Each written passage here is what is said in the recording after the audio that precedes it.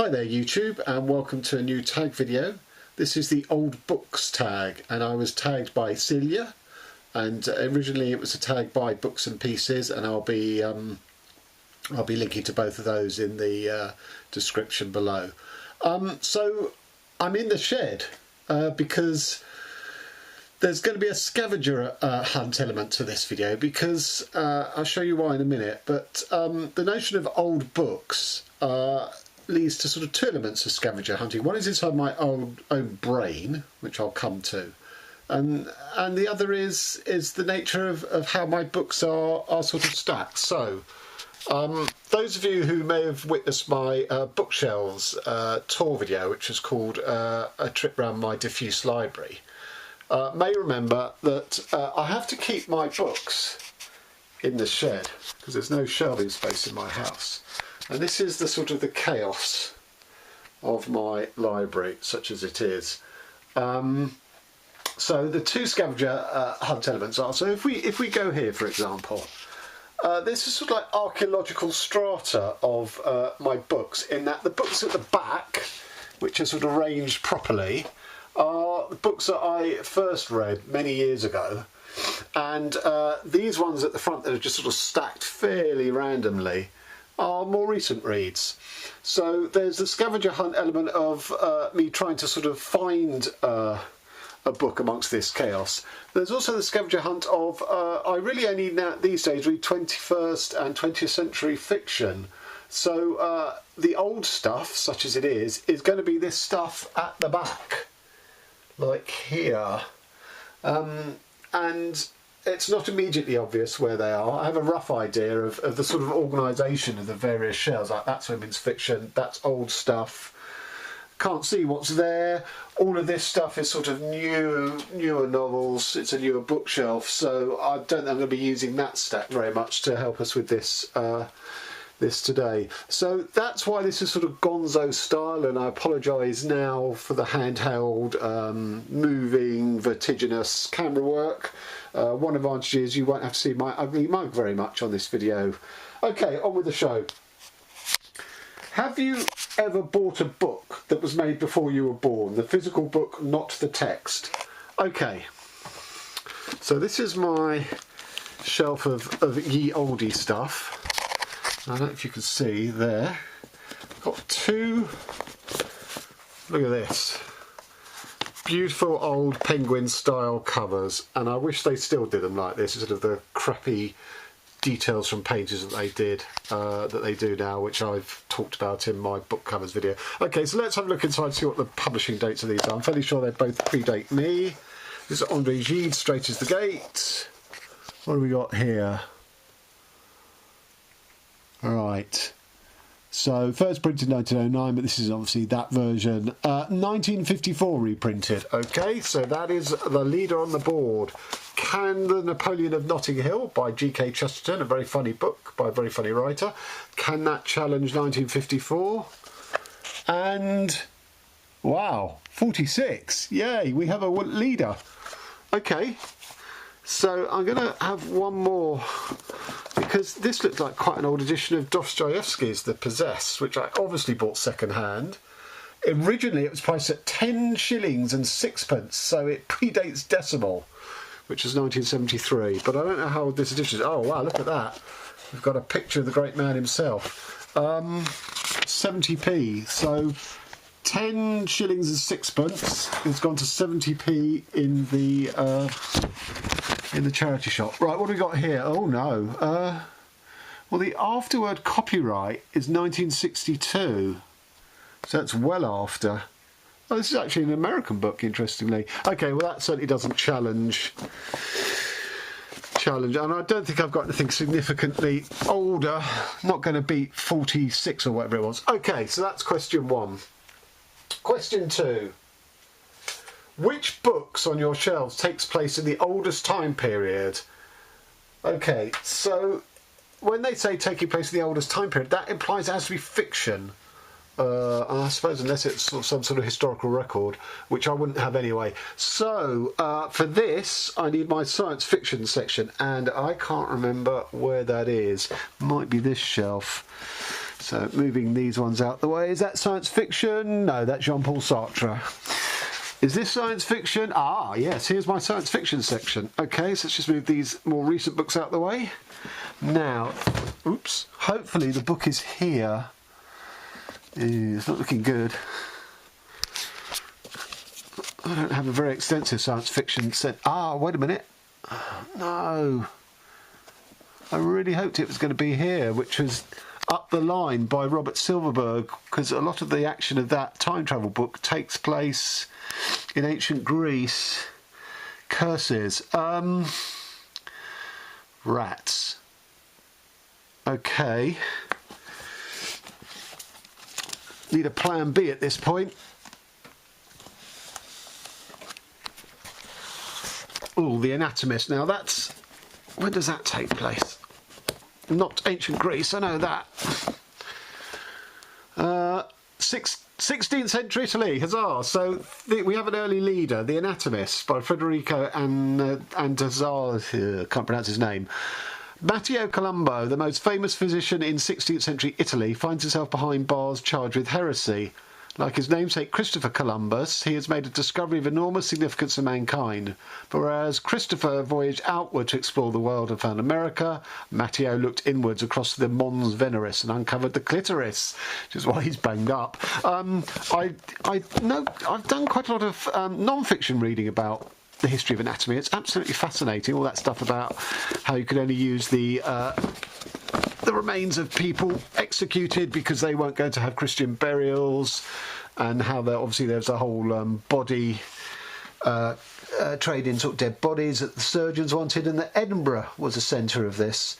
Okay, well, I'm not convinced that I'm going to have anything beating the 16th century. What's that book? The Orientalists. Oh no, that's non-fiction, so that wouldn't count. Yeah, I think I'm probably going to have to... It was a pity. I was really hoping that I could find the Silverberg. Have a quick squint here at the more recent ones. I mean, I did read it ages ago. I'm not quite sure why it would be here. Because Silverberg's story is a guy who's a tour guide on sort of time travel. Leads sort of time travel tours back into the past, and the only rule is you will always see previous versions of yourself and your tour parties, and you must never make contact with them. Because that will screw up time. And one guy is leading a tour back to ancient Greece, and there's some great description of the ancient Greek musical instruments and stuff like that. But of course he falls in love with a Greek woman from that time, and sort of keeps going back sort of out of hours, as it were, and you know, to sort of get near this woman. So that's the story, but Silverberg eludes me. Okay, question 3. Have you got a book that was originally published in the same year you were born? Ah, okay. So, a bit of preamble to camera on this.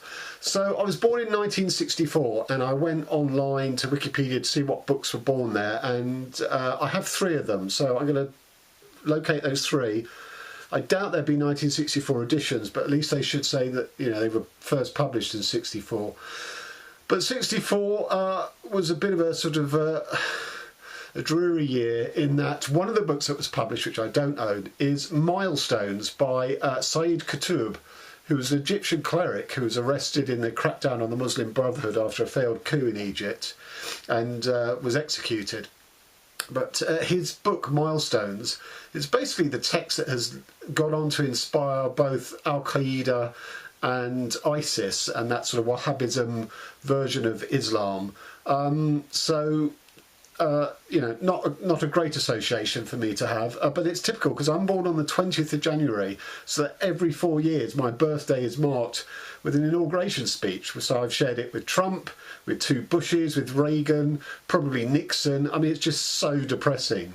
So the fact that I was born in the year that Sayyid Qutb wrote his manual of what went on to become sort of jihad is just another miserable milestone for me of 1964. Anyway, 2 authors that were born in 64, same age as me, is Joanne Harris, and I have her book, here we go, there, Blue-Eyed Boy, and Bret Easton Ellis, whose book American Psycho I have. So I've read one book by each of these authors. I liked Blue Eyed Boy. I didn't like Bret Easton Ellis's book. Okay, so the three books that were written in the same year as me is William Burroughs, Nova Express, B.S. Johnson, Alberto Angelo, and Hubert Selby Jr., The Last Exit to Brooklyn. And then there's one bonus book, which I will go on to talk about. But let's find these books first. B.S. Johnson, here we go. Alberto Angelo. So there's that one. It was Alberto Angelo, wasn't it? Yes, okay. So there's Alberto Angelo. What year is it published? Here we go. First published 1964 by Constable. Yay! So, batting 1 for 1 on that. B.S. Johnson is an author I have a dedicated video to. I shall post a link to that. Next one was Burroughs. Now Burroughs is an author I have lots of books by. Where are they? It's DeLillo.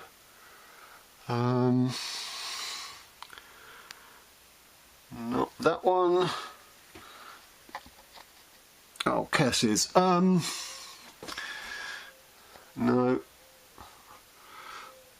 I thought he was in that section, but he's not. Okay, so he must be in a different section. No, that's Genet. Is he in this section?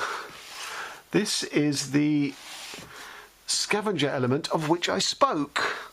And I can't find William Burroughs, which is shocking, really. These books that fell down earlier. I'm fairly convinced he's here somewhere.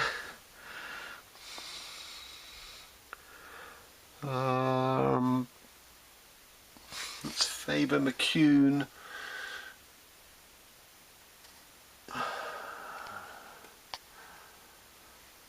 Nope. DeLillo. Eugenides. No, not there.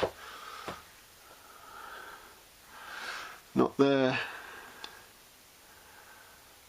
Oh, this is a disaster that I cannot find by William Burroughs. I've got so many books by him as well. Must be somewhere. Hubert Selby. So he is going to be here. And it's also, obviously... Yes, so I've located him. So he was in the original archaeological strata, not the newer books. Okay, now my only scare about Burroughs is... Apart from the fact that's... here we go. My only scare about Burroughs is there's one... I'm a completist, but there's one of his books I don't own. Now, I can't remember if it's The Soft Machine or Nova Express. So let's see... Right, Junkie, The Last Words of Dutch Schultz, The Western Lands, Exterminator, The Ticket That Exploded, The Naked Lunch, My Education, A Book of Dreams, Pook is here. What's that? Ghost of Charms, don't even remember. So here we go. I've got it as a 3-in-1. So it might not say...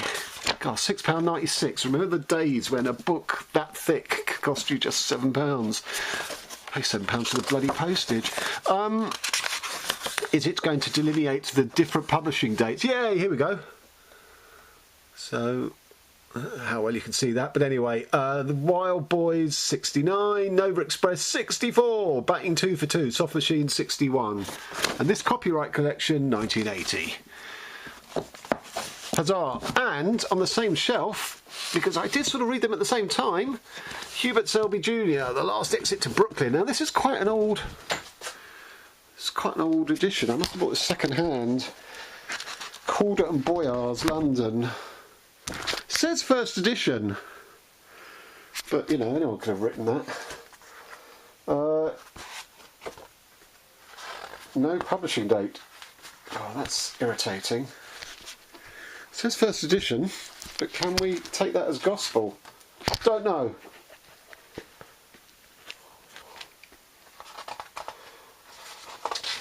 Oh, here you go. I've just missed the page. Stir. Right, published in Britain in 66 by Calder and Boyers. Copyright 57, 60, 61, 64. Why is there 4 different years of copyright? So this is weird. That suggests this is the 4th issue of the book in 64. Was it published in 57 and 60 and 61 in earlier versions? Don't know. So I'm not counting that as a successful one because I don't know. I mean, the book doesn't date itself, which doesn't help. And seems to be 4 copyright years. And finally, the extra bonus. I know this book was published in my year of birth. The question is, where is it? Pray that I've got this. I'm going to look very stupid if I don't. For reasons I'm going to go on and say. So this is my theatre section, because I used to write theatre plays, stage plays, before I wrote prose, when I was basically young, free and single and didn't have children and could hang out at theatre. I could hang out at theatres, bars, trying to make connections. Oh, please be in here. Let's have a look. Pinter, Beckett, David Hare, Brecht. They're all my favourites, but is the man I'm after specifically, who had a play first, I assume performed, in 64. Doesn't look like it. Doesn't look like it's here. Because they're sort of textbooks and critiques of theatre. Right, I'm going to have one more scoop for this play because I really want to find it if I've got it. Auteur, Defoe, Molière, Pirandello. Got every one except the one I'm looking for. Such is the way of the world. I don't think I've got it.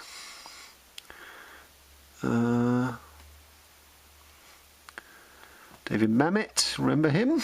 He was a playwright, first of all, don't forget, before he made films. Curses. Unless these 2 play scripts. No, I don't think so. No. Oh, Curses. I'm sure I had this play. Anyway, it's Peter Weiss's Marat Sade, which is a brilliant play, and is actually my favourite play. I've seen it performed as well as... Well, I thought I had the play script, but I don't. So that's torn that up as a completely redundant idea that did not work. So I think just on to the next question, really. Try and save face. Okay. Next question. Which book on your shelves have you had the longest? Okay. So when I was 17, I was applying for universities, and I went down with a couple of friends to Brighton, where I thought I was going to go to university, and I did some bookshop shopping, and I bought a whole load of books that were on a sort of a reading list I'd been sent. And let's see what we can find. So I'm not going to get it out now, because I'll get it out for, in a bit. There you can see James Joyce's, let's pull back, Ulysses is there. Virginia Woolf's To the Lighthouse is there. Homage to Catalonia by Orwell was on that list. What else would have been on that list? Stuff down there should be a Voltaire, not Voltaire. Candide, whoever wrote that, who I now can't remember, which is crap of me. Is that here, perhaps? Very difficult doing this one-handed. Oh yeah, maybe some more books here. I bought about 15 books. No, I don't think they're there. Anyway, including the ones I've shown you. And I was coming out from Brighton with my mates. We were driving in a car, and we were stopped by the police. And what they do is they take the driver out, question him outside, and they questioned us still in the car because they want to see if our stories match. And apparently they were looking for a driver who was driving on a disqualified licence who looked like our driver. And anyway, so it obviously wasn't us. And I was kind of quite prickly in the back because I thought, oh, I've got all these books, they're going to think I've nicked them. So I was quite hostile, and when our driver got back, he said, what did you say to the policeman? I said, well, nothing really.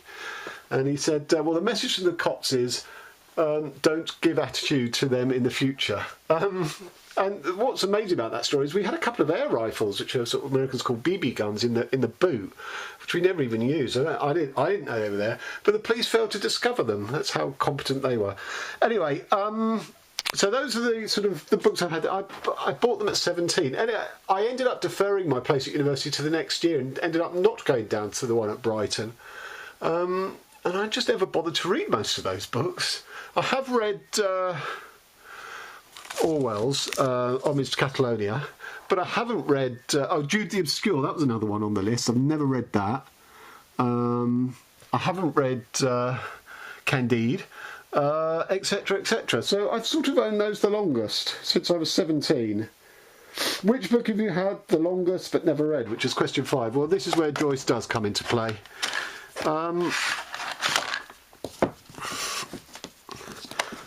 So, James Joyce, Ulysses. I wonder how old...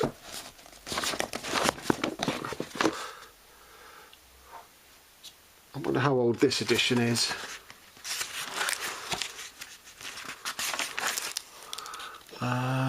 First published 1922. It's not that old. Looks like... it might even be 1980 or 82. So not an old edition. In 82 I was 18. Yeah, so it's about the right timing. So it must have been reprinted that year. So I've never read that, nor have I read what's next to it, which is Proust, which is not quite as old, because I got these for a 21st birthday present that I asked my parents for. They said, what would you like? You know, I don't think they were offering a car or anything, but, you know, I was very high-minded and said, I want Remembrance of Things Past by Proust, which they duly did. And they've written a message. Congratulations on reaching the 3rd occasion in your life. Occasion? Anyway, when you are told you are adult and grown up, we look forward to sharing many other happy memories with you. If these books give you a fraction of the pleasure, well, I don't know, because I've not read them, you've given to Mum and I, then they will be a valuable gift.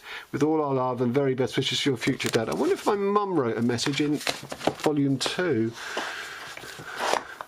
So I haven't actually looked at these since I was 21, so that's what, 30 odd years. Oh, my mum has written a message. That's nice. Okay, to dear David, congratulations on this, your 21st birthday. We are so very proud of you and all of your achievements. I'm not sure what I'd achieved by 21, but anyway. May all your future plans be very successful. No, unfortunately. And we wish you everything you wish yourself. Love, Mum. That's a nice message. My mother is still alive, and sadly my father is not. And those books remain unread. Okay. Was question 6. Which is the oldest book you own? Right, well, the answer to this is, I'm fairly sure what I'm going to show you, but I don't know how old it is, because it dates from that time before they put publishing dates in books. So, Goethe's Faust, translated from the original, is that Meters, does it say? Yeah, Meters, by Bavard Taylor. What a glorious old version this is. Charity shop, definitely.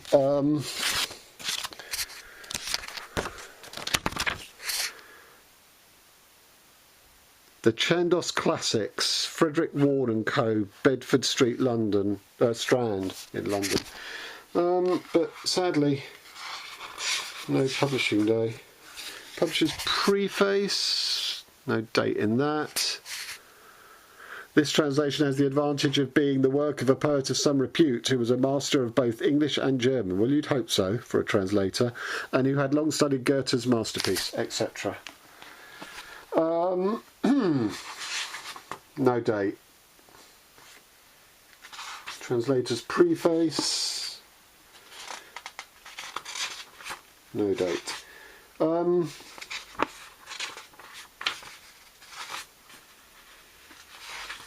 Don't know. I think that's my oldest book, but I've no way of verifying that. But I'm going to show you another old book. So, The History of England by G.M. Trevelyan. What a gorgeous book this is. Look at that. I wish, you know, this is Booker's Artifact. Look, it comes with its own. This is really heavy, this bookmark. And it is Trevelyan's Whiggish History of Britain. No, not Britain, it's England specifically. That's part of the problem we have today with Brexit. And I did see when I looked at this, it's published surprisingly late though. It was published in 1952, which I was really surprised at. And look at this map of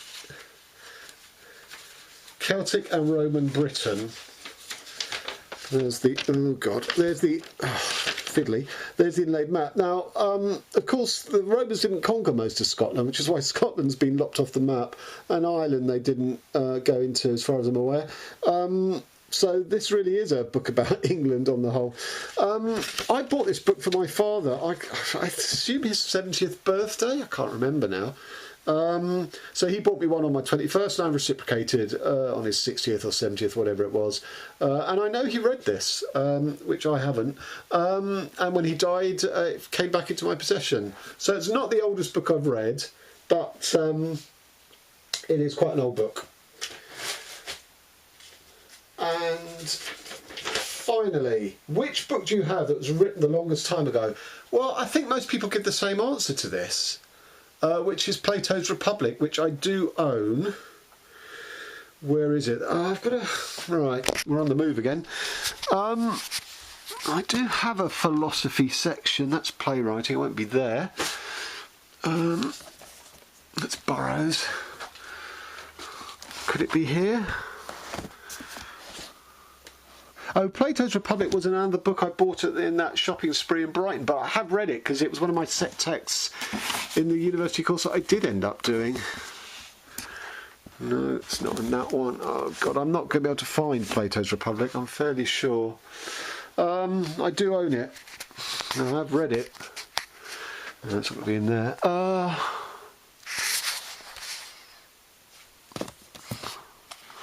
This is where the old, I mean, it's bad enough having all the books stacked in front of it, but this is where the old referencing system of mine doesn't work. Oh, it could be down here. Here we go. Here's Philosophers. Please be here, Plato. And typical to form, it ain't. Lots of books on anarchism, which I read when I was 17 and 18. Oh, that's annoying that Mr. Plato is not here. No, he ain't. Curses. In which case, I'm not sure what the book that was written the longest time ago is. Because I don't really read. I'm not one that's moved by myth and stuff. Just trying to think. I mean, Goethe. Oh no, yeah. Whenever that was written. I do have a book of short stories, but that's not the whole book is written back then. These are women writers. I don't think there'll be any particularly... Don't have Sappho, for example. There's the Bible, and there's a book on folk customs, but again, not actually physically written a long time ago, although the subject matter is. Robert Graves, Greek Myths, that was probably 19th century. Oh, hello. What's this, possibly? Oh, I wonder if Plato could be there as well, actually.